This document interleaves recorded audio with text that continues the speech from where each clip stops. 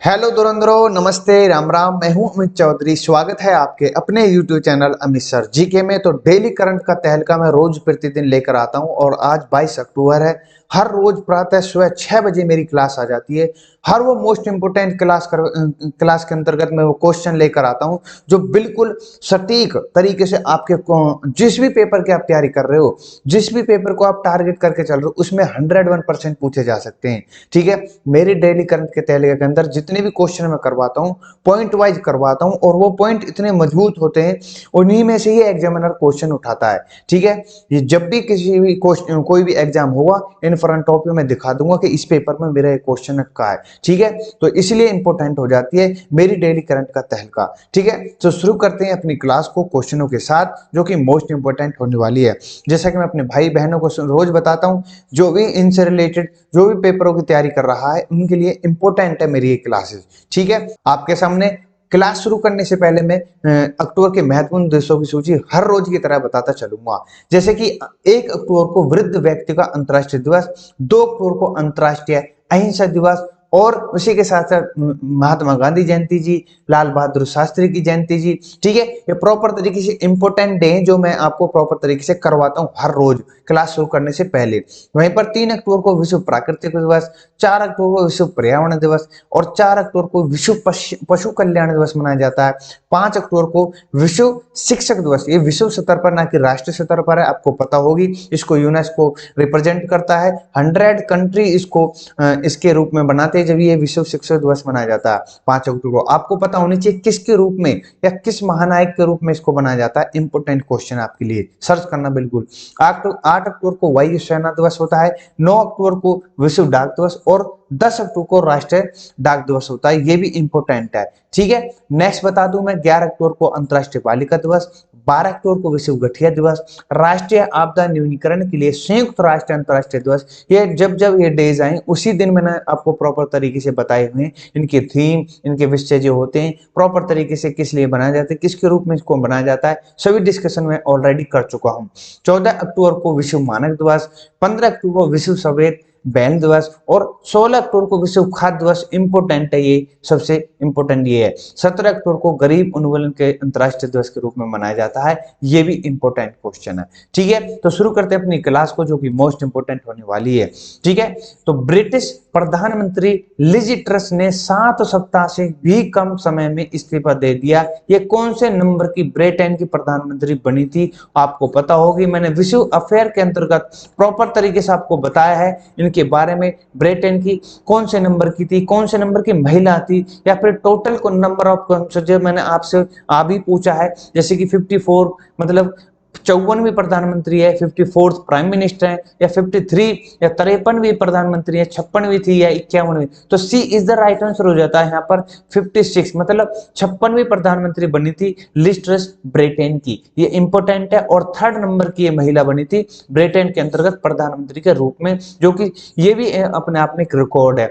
वहीं पर point wise मैं बता दूं जो कि मोस्ट इंपोर्टेंट है, उन्होंने कहा है कि उन अपेक्षाओं पर खरी नहीं उतरी पाई, मतलब जो इन्होंने अपने मुद्दे रखे थे, जिन्होंने अपने लोगों से वादा किया था, वो उन पर किसी पर खरा नहीं उतरा गया। कुल मिलाकर इन पर प्रेशर था, तो इन खुद ने से ही 1-2 दिन में जो प्रेशर, मुझे पता है, मुझे विश्व फेयर में क्लासेस नहीं करवा रहा हूँ फिलहाल, ठीक है, कोई प्रॉब्लम के कारण, तो उसमें डिस्कशन मैं जरूर करूंगा। हालांकि आज मैं करने की कोशिश करूंगा विश्व फेयर के अंतर्गत इसको लेने के लिए। ठीक है, उसमें समझा दूंगा प्रॉपर तरीके से और बढ़िया। तो अपनी बात पर आते हैं। लिज ट्रस जो है, उन्होंने कहा है कि कंजर्वेटिव पार्टी अगले सप्ताह मतलब नेक्स्ट वीक में नया नेता चुन लेगी। 46 वर्ष की हैं ये प्रधानमंत्री, 45 दिन रह पाई हैं। ठीक है, ये ब्रिटेन में किसी प्रधानमंत्री का सबसे छोटा कार्यकाल है। ये भी इंपॉर्टेंट है आपके लिए। ठीक है, इससे पहले कंजर्वेटिव पार्टी के अधिकारी डाउनिंग स्ट्रीट में इकट्ठा हुए और प्रधानमंत्री इस्तीफा दबाव बनाया था। ये आपको पता होगा, गृह मंत्री ने इस्तीफा दे दिया क्योंकि संकट और गहरा प्रभाव के कारण देश के ऊपर आ रहा है, और इसको लेकर के मोस्ट इंपोर्टेंट है। ठीक है, और ये इसी देश की या यूके के ब्रिटेन की प्रॉब्लम नहीं है। आसपास अपने अपने भारत के आसपास पड़ोसी देशों को देख लो, किसी का राष्ट्रपति भग रहा है तो किसी का प्रधानमंत्री पर भग रहा है, किसी की सरकार कर रही है, किसी का कुछ। ठीक है, आपको पता होगी। ठीक है, किस कारण? रशिया और यूक्रेन के युद्ध के कारण सबसे बड़ी ये इकोनॉमी या ये चीज देखने को मिल रही है सभी देशों को। ठीक है, नेक्स्ट क्वेश्चन है, भारत के साथ किस देश के कुल व्यापार अधिशेष 1 डॉलर, ट्रिलियन से अधिक, बिलियन, बिलियन, ट्रिलियन की बात कर रहा हूं मैं, अधिक हो गया है। ठीक है, व्यापार की बात हो रही है इंडिया और चाइना के साथ। आपको पता होगी, इंपोर्टेंट क्वेश्चन है, सबसे ज्यादा ये भारत और चीन के साथ ये रिकॉर्ड तोड़ व्यापार हुआ है, तो किसके साथ हुआ है? चीन के साथ। इंपोर्टेंट क्वेश्चन है, B is the right answer हो जाता है। मैं थोड़ा इसके बारे में पॉइंट वाइज समझाता चलूंगा। 2021 में वार्षिक व्यापार पहली बार 100 अरब डॉलर को पार करके 125.6 अरब डॉलर तक पहुंच गया था। ठीक है, 2000 के दशक की शुरुआत में भारत और चीन के बीच व्यापार से संबंध तेजी आई थी और भारत द्वारा चीनी मशीनरी और अन्य उपकरणों के आयात में प्रेरित थे। 2000 में 3 बिलियन डॉलर से बढ़कर 2008 में 42 बिलियन डॉलर बन गया, मतलब व्यापार होने लगा था। 2008 में सबसे बड़ी भागीदारी थी। और अब जो आ रहा है भारत के साथ चीन का व्यापार असंतुलित है और उनके बीच व्यापार संतुलन 1.2 ट्रिलियन डॉलर को पार कर गया है। ठीक है, अपने आप में एक बहुत बड़ी बात है। ठीक है, आसपास एशिया में सबसे बड़ी बात है 1.2 ट्रिलियन डॉलर भारत और चीन के बीच में व्यापार को होना। ठीक है, ये मोस्ट इंपोर्टेंट है, आपको मैंने समझा दिया। नेक्स्ट क्वेश्चन पर चलते हैं अपने पास। किस अनुसंधान के द्वारा जून 2023 में चंद्रयान 3 को लॉन्च करने की योजना बना रहा है? ये इंपोर्टेंट क्वेश्चन है बिल्कुल। और ये इसरो जो है, इसके द्वारा ही चंद्रयान 2 छोड़ा गया था 1, और चंद्रयान 3 जो कि अभी अनाउंसमेंट हुई, जो आपके सामने मैंने बता रहा हूं, इंडियन स्पेस रिसर्च ऑर्गेनाइजेशन इसकी फुल फॉर्म है। आपसे पूछ सकता है भारत का अपना अनुसंधान है या फिर भारत का खुद का लॉन्च सिस्टम है। ठीक है, ये इंपॉर्टेंट क्वेश्चन है, यहाँ से क्वेश्चन पूछ सकता है डीआरडीओ से भी। ठीक है, डीआरडीओ की फुल फॉर्म क्या है, इन कमेंट मुझे बताना। ये सभी चीजें इंपॉर्टेंट हो जाती है। तो मैं थोड़ा जिक्र कर दूं चंद्रयान 3 के बारे में। इसरो को चांद पर तीसरा मिशन होगा। इसरो ने इसे और अधिक मजबूत चंद्र रोवर के साथ लॉन्च करने की योजना बनाई है, जो भविष्य के अंतर्ग्रहणीय अन्वेषण के लिए महत्वपूर्ण होगा। ठीक है, इसरो के अध्यक्ष जो कि एस सोमनाथ है इस समय, ये इंपोर्टेंट है। ठीक है, अनुसार चंद्रयान 2 का लॉन्च अगले साल जून में लॉन्च व्हीकल मार्क 3 से होगा। ठीक है, C3 मतलब इसरो अगले साल की शुरुआत में देश की पहली मानव अंतरिक्ष उड़ान गगनयान के लिए ऑर्बिट मिशन की पहली प्रशिक्षण उड़ान का भी योजना बना रहा है। ये भी इंपोर्टेंट है, मैंने सारे पॉइंट एक ही क्वेश्चन में डाल दिए हैं।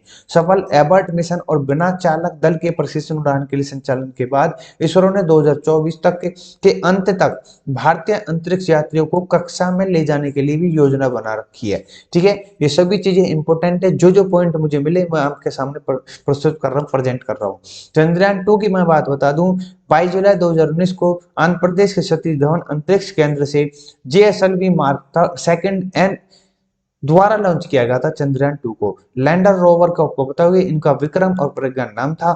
7 सितंबर 2019 को इसरो का विक्रम लैंडर से संपर्क टूट गया था। ये भी आपको मैंने डिस्कशन करवा रखा है प्रॉपर तरीके से कई बार विश्व अफेयर के अंतर्गत। मैं बता दूं नेक्स्ट क्वेश्चन का आंसर, नेक्स्ट क्वेश्चन की तरफ चलते हैं। किसके द्वारा 15 राज्यों के चिन्हित स्थलों पर स्वदेश दर्शन 2 शुरू करने की योजना बना रहा है? तो ये किसके द्वारा, कौन बना रही है योजना को? ठीक है, सरकार बना रही है, राज्य सरकार है, सेना द्वारा, या कोई नहीं इनमें से। तो इसको जो अपनी सरकार गवर्नमेंट है, इसके द्वारा 15 राज्यों में चिन्हित स्थल जो मोस्ट इंपोर्टेंट स्थल है उनको लिया जा रहा है इस योजना के तहत। मैं बता दूं स्वदेशी दर्शन 2 योजना के तहत 2 या 3 स्थल 15 राज्यों को पर्यटक जो होते हैं, जो मतलब पर्यटक होते हैं घूमने जाते हैं, उनके लिए बुनियादी ढांचे को मजबूत करने के लिए वित्तीय सहायता मिलेगी। वहीं पर प्रयागराज, चित्रकूट, खजुराहो झांसी, ग्वालियर, उन शहरों में से जिनकी पहचान की गई है। ये जो स्वदेश दर्शन 2 है का पहला चरण जनवरी 2023 में शुरू किया जाएगा। ठीक है, मध्य प्रदेश और कर्नाटक, तमिलनाडु, उत्तर प्रदेश, महाराष्ट्र इस योजना के अंतर्गत पहले चरण का हिस्सा होंगे। ठीक है, पर्यटकों के लिए। वहीं पर 2014-15 में थीम का पर्यटन सर्किट के एकीकृत विकास के लिए सरकार द्वारा शुरू की गई थी। ये जो स्वदेशी दर्शन 2 है, यह रोजगार पैदा करेगा, पर्यटन और अतिथि क्षेत्रों में निवेश आकर्षित करेगा। ठीक है, इस योजना को वोकल फॉर लोकल के मंत्र के साथ नया रूप दिया जाएगा। ठीक है, तो ये इंपोर्टेंट थे, आपके दिमाग में सभी पॉइंट क्लियर हो चुके होंगे। ठीक है, ये पॉइंट का मकसद, मेरा मेरा मेन मकसद होता है कि उसकी सारी डिटेल आपके सामने में रख दूं, ठीक है, ताकि आप क्वेश्चन बिल्कुल न भूलें कभी भी। पांचवें खेलो इंडिया यूथ गेम 2022 का आयोजन किस राज्य में किया जाएगा? राजस्थान, पंजाब, महाराष्ट्र या मध्य प्रदेश? तो ये इंपोर्टेंट क्वेश्चन है, यहाँ पर Madhya Pradesh is the right answer हो जाता है। जो आपको पांचवें खेलो इंडिया यूथ जो गेम होंगे वो सिर्फ और सिर्फ मध्य प्रदेश में, खुद खेल मंत्री कौन है? अनुराग ठाकुर ने घोषणा की है, ठीक है। ये 31 जनवरी से लेकर के 11 फरवरी 2023 तक मध्य प्रदेश के अंतर्गत किया जाएगा। खेलो इंडिया में इसमें 8 स्थानों पर किया जा रहा है। इसमें 8500 से अधिक एथलेटिक और खिलाड़ी हिस्सा ले रहे हैं। खेल भोपाल, इंदौर, ग्वालियर, उज्जैन और जबलपुर सहित विभिन्न स्थानों पर आयोजित किए जाएंगे। खेल इंडिया यूथ गेम्स को 2018 में लॉन्च किया गया था। यह युवाओं के लिए खेल में अपने प्रदर्शन और प्रतिभा को प्रदर्शित करने का एक प्रभावी मंच है। खेलो इंडिया यूथ गेम खेल के विकास के लिए संशोधित राष्ट्रीय कार्यक्रम का एक हिस्सा होगा, ये आपको पता होनी चाहिए। पहले खेलो इंडिया यूथ गेम की मेजबानी नई दिल्ली ने की थी और हरियाणा पहला संस्करण को विजेता था। हरियाणा वालों के लिए भी इंपॉर्टेंट है। खेलो इंडिया यूथ गेम्स का चौथा चरण संस्करण पंचकुला में आयोजित किया गया था लास्ट ईयर, मतलब इस ईयर, और नेक्स्ट ईयर जो कि किया जा रहा है मध्य प्रदेश के 8 स्थानों पर, ठीक है। सभी चीजें मैंने प्रॉपर तरीके से आपके सामने रख दी है। इंपोर्टेंट क्वेश्चन है मेरे भाई। नेक्स्ट क्वेश्चन और भी इंपोर्टेंट है, ठीक है। उल्फ क्रिस्टेसन किस देश के नए प्रधानमंत्री के रूप में चुना गया है? इंपोर्टेंट क्वेश्चन है। स्वीडन, स्विट्जरलैंड, जर्मनी, पुर्तगाल। तो स्वीडन के बने हैं आपके सामने, ठीक है। उल्फ क्रिस्टेसन, इसकी जिक्र करता हूं मैं, कहाँ का है, क्या है, कौन सी पार्टी से जीते हैं? तो रूढ़िवादी नेता है क्रिस्टन, स्वीडन के नए प्रधान बन चुके हैं। 176 रन के पक्ष में वोट आई, ठीक है। इन्होंने मैगडेलेना एंडरसन की जगह ले ली है और ये मॉडरेट पार्टी से ताल्लुक रखते हैं, ठीक है। और मैं बता दूं लगभग 200 स्वीडिश जो हैं व्यवसाय वर्तमान में भारत में मौजूद है। उन्होंने भारत में 1.7 बिलियन निवेश कर रखा है डॉलर, ठीक है। जो 200 स्वीडिश व्यवसाय है, ठीक है। भारत और स्वीडन के संबंध 1949 से ही स्थापित हुए पड़े हैं। बहुत अच्छे रिलेशन है अपने और स्वीडन की, ठीक है। स्वीडन देश की मैं बता दूं, यह स्वीडन एक स्कैंडिनेविया देश है जिसे हजारों तटीय द्वीप के अंतर्गत है। अंतर्देशीय झील है इसमें। राजधानी इसकी स्टॉकहोम है और मुद्रा स्वीडिश कोना है। नॉर्वे, फिनलैंड, डेनमार्क इसको सीमा साझा करते हैं। यूरोपीय संघ का हिस्सा है और क्रिस्टेसन इस समय प्रधानमंत्री बन चुके हैं, जो कि आपके सामने मैंने बता दिए, ठीक मेरे भाई। नेक्स्ट क्वेश्चन पर चलते हैं। इंडियन अर्बन हाउसिंग कॉन्क्लेव 2022 का मेजबानी कौन सा राज्य कर रहा है? महाराष्ट्र है, राजस्थान है, तेलंगाना है, गुजरात है? तो ये इंपोर्टेंट क्वेश्चन है आपके सामने। तो इसके जो मेजबानी कर रहा है वो गुजरात कर रहा है, पीएम मोदी द्वारा खुद से। राजकोट के अंतर्गत आवास और शहरी मामलों के मंत्रालय द्वारा आयोजित 3 दिवसीय कार्यक्रम इंडियन अर्बन हाउसिंग कॉन्क्लेव उद्घाटन किया। यह कॉन्क्लेव जो है प्रौद्योगिकी को प्रदर्शित करने के लिए साथ साथ देश के विभिन्न भू जलवायु क्षेत्रों को उपयुक्त आवास निर्माण के लिए विभिन्न सामग्रियों प्रक्रियाओं को चर्चा करने के लिए एक मंच प्रदान करेगा। प्रधानमंत्री की लाइट हाउस परियोजना के तहत निर्मित 1100 घरों को समर्पित किया गया है। ये इंपोर्टेंट है, ठीक है। छोटे छोटे क्वेश्चन आपके सामने रख देता है, ठीक है, एग्जामिनर। क्लाइमेट ट्रांसपेरेंसी रिपोर्ट 2022 के अनुसार गर्मी से संबंधित श्रम क्षमता में कमी से आए जाने के नुकसान कौन सा देश सबसे अधिक प्रभावित हुआ है? ये इंपोर्टेंट है इनमें से। तो इनमें से अपना भारत ही हुआ है, ठीक है, कुल मिलाकर के, ठीक है। मैं बता दूं, थोड़ा सा जिक्र कर दूं कि G20 के जो देश हैं, 20 जो देश आते हैं G20 के अंतर्गत, उनमें से अपना भारत है। और क्लाइमेट ट्रांसपेरेंसी रिपोर्ट के अनुसार, इस रिपोर्ट के अनुसार इन क्षेत्रों में आय के नुकसान से सबसे ज्यादा प्रभावित देश अपना भारत है। जीडीपी 5.4% है। इंडोनेशिया जीडीपी 1.6% है और सऊदी अरब की 1% थी, ठीक है। गर्मी से संबंधित श्रम क्षमता में कमी आई, हानि सेवाओं, विनिर्माण, कृषि या निर्माण सबसे अधिक प्रभावित हुए हैं, ठीक है। ये सभी आपको सामने मुझे रखना था क्योंकि G20 का हिस्सा है अपना भारत। उनमें से एक जो ये रिपोर्ट जारी की है इन क्लाइमेट ट्रांसपोर्ट रिपोर्ट के अनुसार, अपना भारत नंबर 1 है, मतलब कि अपने भारत को सबसे ज्यादा प्रभावित हुआ है, ठीक है, आई को लेकर के, ठीक है। नेक्स्ट क्वेश्चन पर चलते हैं।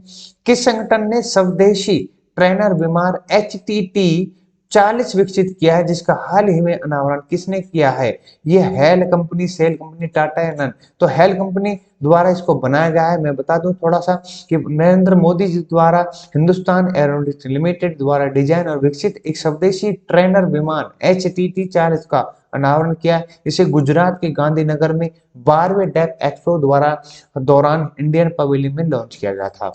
ये सभी चीजें इंपोर्टेंट है, किसके द्वारा, कहां पर, किस कंपनी द्वारा ने HTT-40 को बनाया था।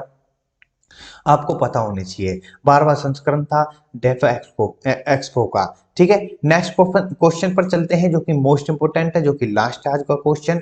ठीक है, कि विदेश मंत्रालय द्वारा आयोजित हेड्स ऑफ मिशन कॉन्फ्रेंस का मेजबानी कौन सा शहर कर रहा है। इसकी चर्चा कल भी कर चुकी, कई योजनाएं थी उनको भी जिक्र कर चुका हूं, लेकिन आज इसको केवड़िया को प्रॉपर तरीके से लेकर आया हूं मैं। तो नरेंद्र मोदी द्वारा एक केवड़िया में आयोजित किया गया था। मैं बता दूं, एक 10वें मिशन प्रमुख सम्मेलन का भाग लिया है इस आयोजन का। इसका आयोजन विदेश मंत्रालय द्वारा किया जा रहा है। मतलब जो ये प्रोग्राम हो रहा है या सम्मेलन हो रहा है या फिर कुछ भी है, इसके अंतर्गत जो यूएनएससी के सिक्योरिटी सेक्रेटरी जनरल ने खुद, गुटेरेस साहब आपको दिख रहे होंगे, एंटोनी गुटेरेस अपने भारत 4 दिनों की यात्रा पर हैं। तो उन्होंने इसका मिशन लाइफ का शुभारंभ किया है केवड़िया के अंदर, जो कि कहां पर है, गुजरात के अंतर्गत। ठीक है, ये सभी चीजें इंपॉर्टेंट थी, मैंने डिस्कस कर दी। मेरे भाइयों, कोई भी किसी भी प्रकार से कोई प्रॉब्लम आए कहीं पर, किसी भी क्वेश्चन को लेकर के आप मेरे से डिस्कशन कर सकते हो, कमेंट में पूछ सकते हो। ठीक है, तो आज की क्लास क्वेश्चन वाइज कितनी अच्छी लगी है, लाइक शेयर सब्सक्राइब से पता लग चल जाएगी मुझे। तो नमस्ते, राम राम, जय हिंद, जय भारत। मिलते हैं नेक्स्ट क्लास में।